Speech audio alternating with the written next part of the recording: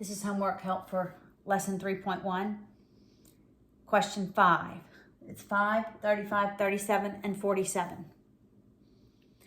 All right, so it says in exercises 5 through 12, determine whether the equation defines y as a function of x. That's when y is a function of x. And the equation is y is 3x squared minus 12. So yes, y is a function of x. As opposed to like number 7. X would be a function of y because y is squared, okay? So y is not a function of x. All right, number 35.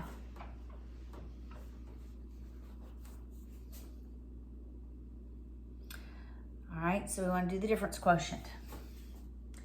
And we're given f of x equals x plus 1.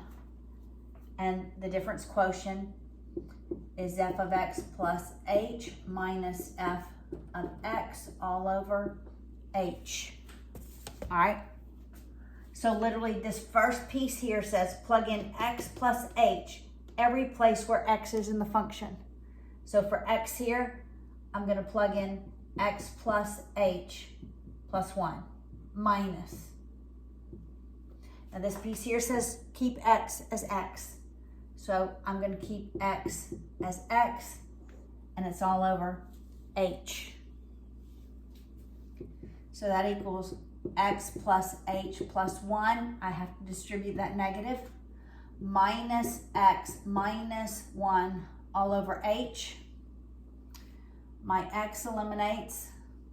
My 1's eliminate. I end up with h over h, which is just 1. So all this equals 1. All right, 37.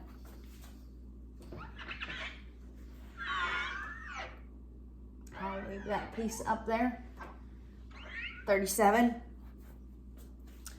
The function is 3x plus 7. It's the same concept. This first piece, where x is, I'm plugging in x plus h. So it's 3 times x plus h plus 7 minus, always after this piece right here, I'm always opening up parentheses. I'm leaving x as x. 3x plus 7 all over h. So I'm going to distribute the 3. We're left with 3x plus 3h plus 7. I'm going to distribute the negative. Minus 3x minus 7 all over h. My 3x eliminates. My 7 eliminates. I'm left with 3h over h. The h's cancel. It's 3. So for this function, it equals 3. All right, for 47.